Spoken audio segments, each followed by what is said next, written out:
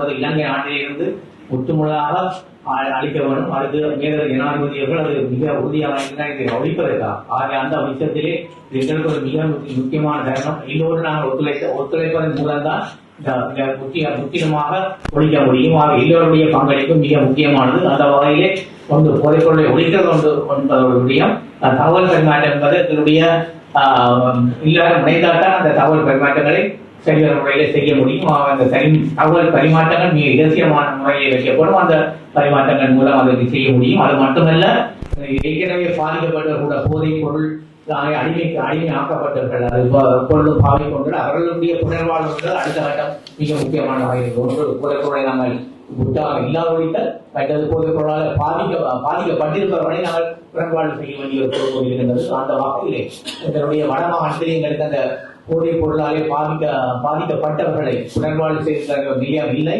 நாங்கள் உண்மையிலே இங்கிருந்து பாதிக்கப்பட்டவர் சில வழியிலே புலனர்வு கண்ட காலத்துக்கு தான் அவர்கள் செல்கின்றார்கள். ஆனால் அங்கேயும் இடவசதி பெற்றால் இருக்கின்றது. இது ஒரு பெரிய சவாலாக இருக்கின்றது. நாங்கள் இந்த பாடசாலையிலே வலய கல்வி பணிப்பாளர்கள் அதிபர்களை அழைத்திருக்கின்றோம்.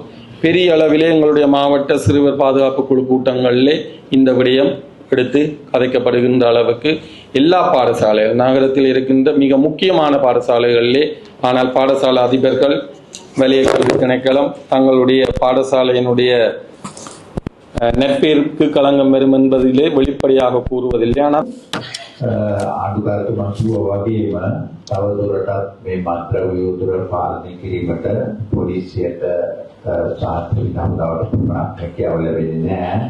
ஆளுநர் அவர்கள் கூறியது போல் இந்த போதைப் பொருளை ஒழிப்பதற்கு முப்படைகளும் போலீஸுக்கு மட்டும் முடியாது.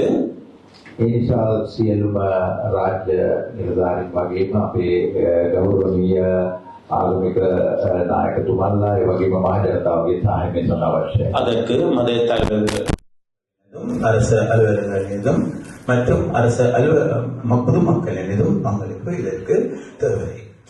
விசேடமாக எங்களுக்கு எல்லோருக்குமே தெரியும், இந்த விசை போதைப் பொருளில் இருந்து நாங்கள் மீளுகின்ற பொழுது நாங்கள் எதிர்கொள்ளுகின்ற பல்வேறு சவால்கள் இருக்குது. அப்ப அந்த சவால்கள் எடுத்துக்கொண்டு பார்க்கின்ற பொழுது பேசின அந்த அம்மா அதே சகோதரிகளுடைய கருத்துக்கள் ஊடாக உங்களுக்கு ஒரு விஷயம் தெரிய வந்து நன்றாக கொண்ட உண்மையிலேயே நம்முடைய மாவட்டத்தில் பல்வேறு நெருக்கடியான சூழல் இருக்கிறது. අරමුණ තමා එකක් මේ රටට සැපෙන මත්ද්‍රව්‍ය සැපයීම අඩාල කිරීම. இது அடிப்படையில் இதற்கான ஒரு பாரிய பங்களிப்பினை செய்து வருகின்றார்கள். දෛනිකව ඒ හැකලීම් සිද්ධ කරමින් පවතිනවා. පාසල් සිසුන් සහ අනිකුත් අධ්‍යාපන ආයතන දරුවන් දැනුවත් කිරීමේ වැඩසටහන් කිරීම. பாடசாலை கடத்தல்காரர்களை கைது செய்து நடவடிக்கை எடுப்பது போன்று அதற்கு இரையானவர்களை நாங்கள் அதுக்கு அவர்கள் சொன்ன பதில் எங்களுக்கு வேற வேலை இல்லை. උත්තරේ මේ පිළිතුර ඒ කට්ටියට කිසිම රැකියාවක් නොමැති බව. அதாவது நாங்கள் இந்த செய்கின்றோம்.